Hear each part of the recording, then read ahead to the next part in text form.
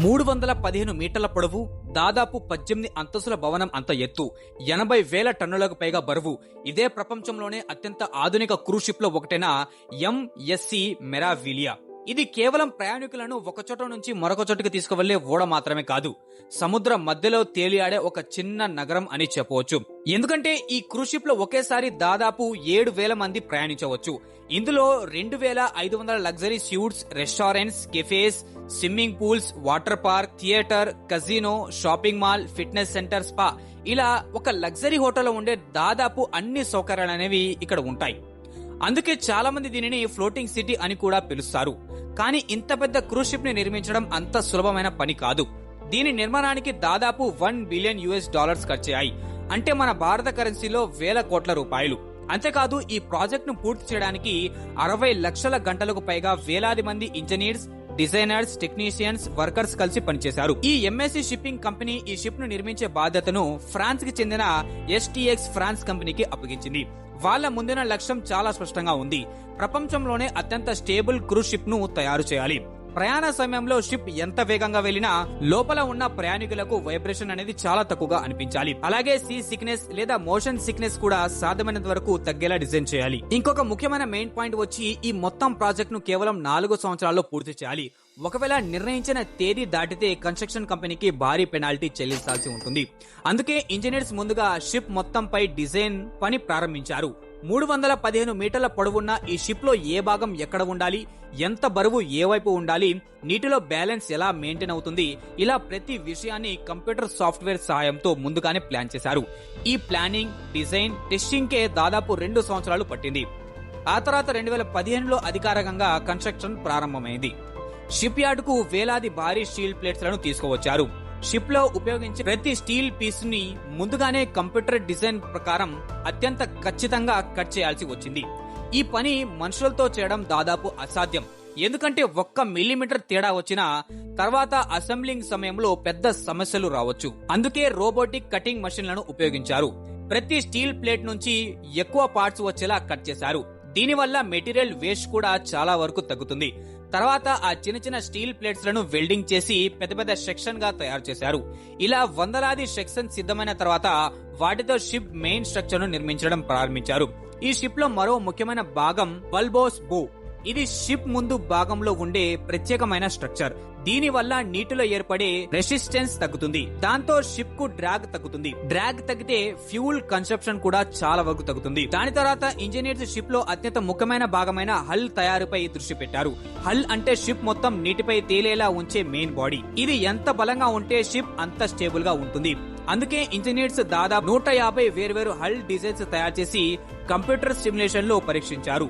వేరువేరు అలలు, గాలి వేగం, సముద్ర పరిస్థితిలో ఏ డిజైన్ బాగా పనిచేస్తుందో పూర్తిగా పరీక్షించిన తర్వాతే ఫైనల్ డిజైన్ ను ఎంపిక చేశారు. ఆ తర్వాత ఈ భారీ క్రూజ్ షిప్ ను ముందుకు నడిపించే propulsion system, electric Motors, power generation system ను ఇన్స్టాల్ చేసే పని ప్రారంభమైంది.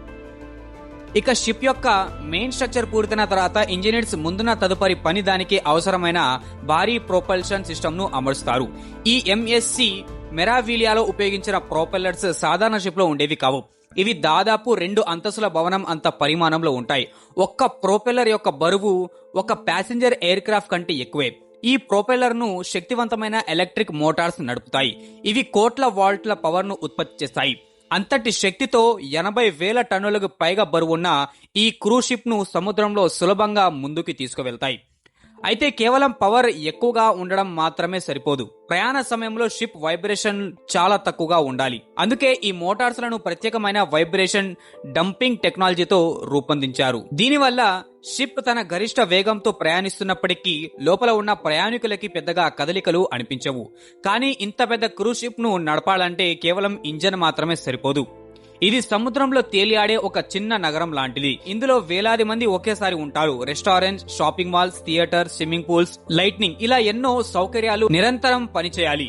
వీటన్నిటికీ భారీ మొత్తంలో విద్యుత్ అనేది చాలా అవసరం అవుతుంది.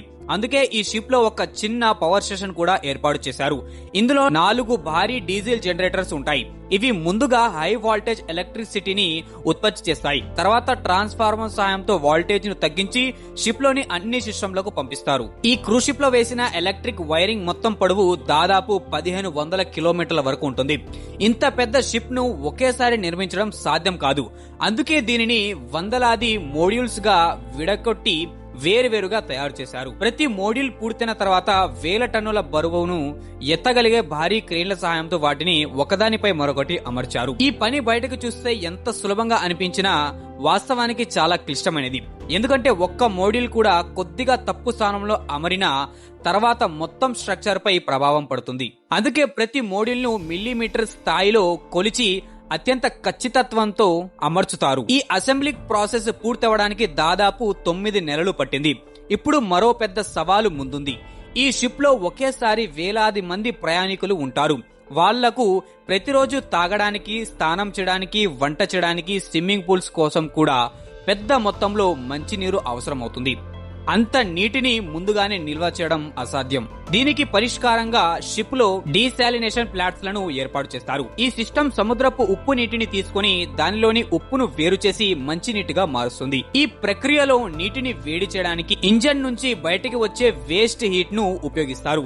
ఇలా చేయడం వల్ల అదనపు ఫ్యూల్ అవసరం లేకుండానే ఎనర్జీ కూడా ఆదా అవుతుంది. మరో ముఖ్యమైన టెక్నాలజీ స్టాబిలైజర్స్. సముద్రంలో అలల కారణంగా ప్రతి షిప్ కొంతవరకు ఎడమ కుడో వైపులకు ఊగుతూ ఉంటుంది. ఈ కదలికల వల్ల చాలా మందికి సీ సిక్నెస్ లేదా మోషన్ సిక్నెస్ వస్తుంది. దీనిని తగ్గించడానికి షిప్ లో 2 వైపులా ప్రత్యేకమైన స్టాబిలైజర్స్ ను అమర్చారు. షిప్ పోర్ట్ నుంచి బయలుదేరిన తర్వాత ఇవి బయటకి వచ్చి అలల ప్రభావాన్ని చాలా వరకు తగ్గిస్తాయి. అందువలన ప్రయాణం మరింత సౌకర్యవంతంగా ఉంటుంది.